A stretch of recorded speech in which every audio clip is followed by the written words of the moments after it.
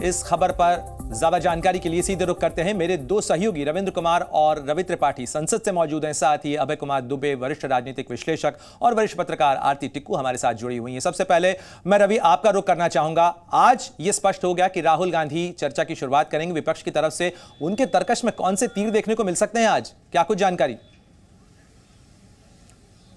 नहीं, देखिए जो जानकारी मिल रही है कि राहुल गांधी पूरी तरह से मणिपुर पर फोकस करेंगे। मणिपुर को लेकर, चूंकि राहुल गांधी मणिपुर जा भी चुके हैं, मणिपुर का दौरा कर चुके हैं, उनको जानकारी है वहां की स्थिति की, तो उस लिहाज से और कांग्रेस पार्टी का चूंकि ये अविश्वास प्रस्ताव मणिपुर को फोकस करके है, इस वजह से राहुल गांधी मणिपुर को फोकस करके बोलेंगे। महंगाई को भी राहुल गांधी केंद्र में ला सकते हैं और कुछ पोस्टर, जैसे आपने देखा था कि पिछली बार अडानी और प्रधानमंत्री मोदी का पोस्टर वो लेकर आए थे, ऐसा कुछ पोस्टर भी कल हमें दिख रहा था उनके जो साथ रहते हैं उनके हाथों में। तो क्या कुछ पोस्टर भी राहुल गांधी फिर से सदन में दिखा सकते हैं? लेकिन राहुल गांधी के जो भाषण होगा उसका कुल मिला जुलाकर मान लीजिए कि आधा घंटे का समय अब कांग्रेस के पास बचा है। 1.5 घंटे का समय कांग्रेस को मिला था बोलने के लिए सदन में। अगर सदन के स्ट्रेंथ के हिसाब से उनको देखते हुए तो 1.5 घंटे में 1 घंटे का समय जा चुका है, जिसमें गौरव गोगोई बोल चुके हैं लगभग और मनीष तिवारी बोल चुके हैं। तो अब राहुल गांधी के पास आधे घंटे का समय है। अब देखते हैं कि राहुल गांधी कितना लंबा बोलते हैं। Normally Rahul Gandhi 20 minute 22 minute की स्पीच देते हैं, जो अभी तक का रिकॉर्ड रहा है पार्लियामेंट में। तो राहुल गांधी के बातचीत में जो फोकस रहने वाला है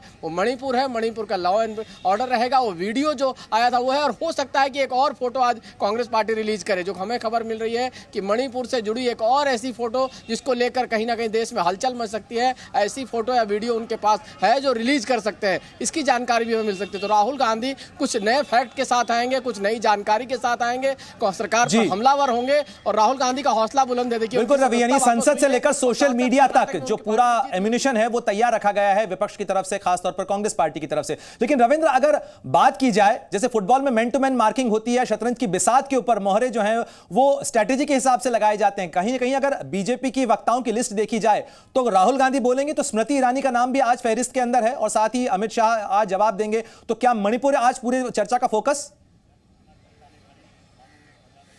बिल्कुल, आप कल देखिए कि मणिपुर की चर्चा में भला ही शुरुआत हुई थी, लेकिन मणिपुर उतना नहीं रहा था बाकी के वक्ताओं में। लेकिन आज जब राहुल गांधी, जैसा कि रवि त्रिपाठी बता रहे हैं, और रवि जब राहुल गांधी बोलेंगे तो जाहिर सी बात है स्मृति ईरानी कैसे छोड़ सकती हैं। मणिपुर की बात करेंगी, महिलाओं की बात करेंगी, और फिर उसमें राजस्थान, छत्तीसगढ़, तमाम जगहों की महिलाओं की बात करते हुए वो सवाल पूछेंगे राहुल गांधी से कि इन जगहों पर आप क्यों नहीं बोलते हैं, इन जगहों पर आपका दौरा क्यों नहीं होता, आप क्यों चुप रहते हैं। और जाहिर सी बात है सिंधिया, जो जैसा कि आपने भी कहा, जो हकीकत है 18 में राहुल गांधी के बगल में थे, आज राहुल गांधी से सवाल पूछेंगे। तो और एक बात और है, जब अमित शाह बोलेंगे तो पूरा मणिपुर पर फोकस होगा, लेकिन यह सवाल जरूर सत्ता पक्ष की तरफ से उठेगा कि मई में जब ये घटना घटी थी और वीडियो आया, तो वीडियो के बाद ऑल पार्टी गया, INDIA के नेता गए, 2.5 महीने 2 महीने तक कोई भी नेता क्यों नहीं गए, और आप सवाल उठाते हो कि प्रधानमंत्री क्यों नहीं गए। तो कहीं ना कहीं ये सवाल उठा जाएगा कि जब आपको सियासी फायदा उठाना लगा, जब संसद का सत्र चला तो आपने डेलीगेशन भेजा, यहां पर अविश्वास प्रस्ताव के दौरान मणिपुर की बात कर रहे हैं, लेकिन मई में अपोजिशन का कोई भी नेता क्यों नहीं गया अगर सत्ता पक्ष पर इस तरह के सवाल उठा रहे हैं तो।